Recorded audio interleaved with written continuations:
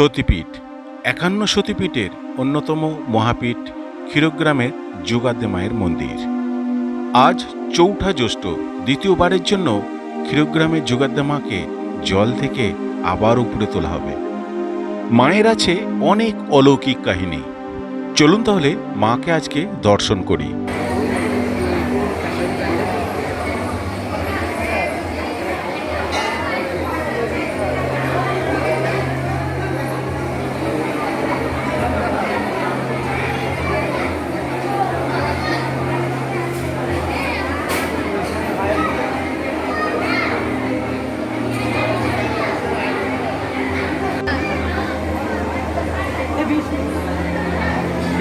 ক্ষীরগ্রামের ক্ষীরদিঘির জলে দুটো মন্দির আছে, একটি লাল মন্দির আর একটি সাদা মন্দির।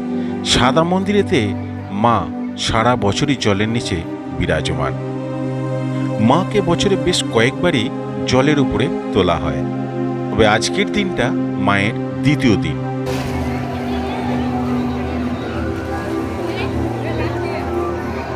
মাকে একটিবারের জন্য দর্শন করব বলে বহু দূর দূরান্ত থেকে অনেক ভক্ত আজকের দিনে এখানে উপস্থিত হন। বৈকাল ৫:৩০ নাগাদ যোগাদ্দা মাকে ক্ষীরদিঘির জল থেকে পাড়ে তোলা হবে, তারই দেখার জন্যে এত ভক্তের সমাগম।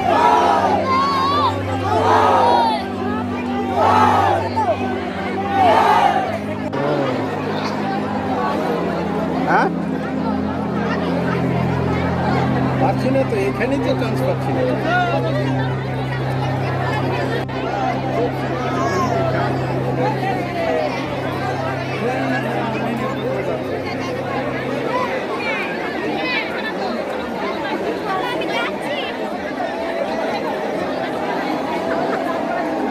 লড়াইটা ছিল যেন নিজের সঙ্গে নিজের। অনেক কষ্ট করে ভিড় ঠেলে অনেকটা সামনে গেছিলাম। দীর্ঘক্ষণ থাকার পর প্রচণ্ড রকম শ্বাসকষ্ট বুঝতে পারি। অনেক মানুষ ওখান থেকে অসুস্থ হয়ে ফিরে আসছেন, অনেক মানুষ ওখান থেকে লাইন ছেড়ে দিয়ে বাইরে বেরিয়ে আসার চেষ্টা করছেন।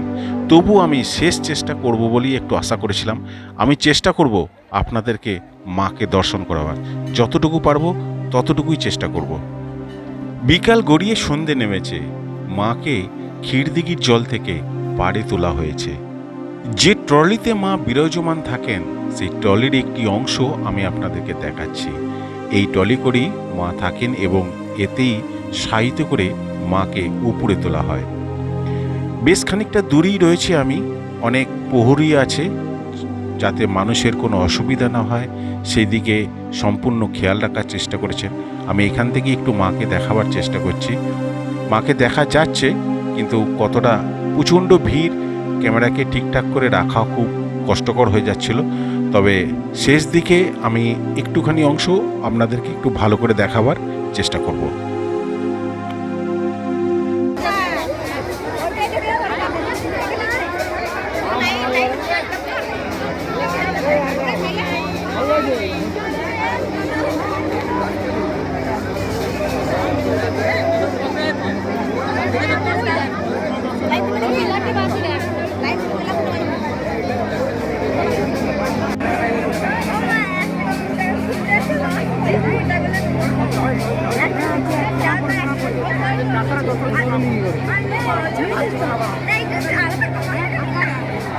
চলে গেছে।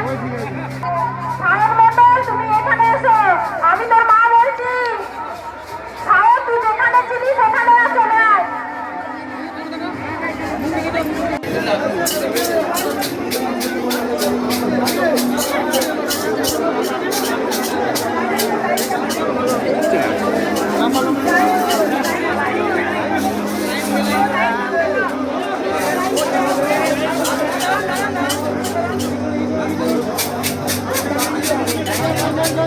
একত্রিশে বৈশাখ এলে আপনারা সকাল থেকে সন্ধ্যে পর্যন্ত মাকে এই মন্দিরে দর্শন করতে পারবেন। তাহলে আজকের মতো এখানেই শেষ করলাম। যদি ভিডিওটা আপনাদের ভালো লাগে, জয় যোগাদ্দা মায়ের জয় লিখে একটি ছোট্ট কমেন্ট করবেন।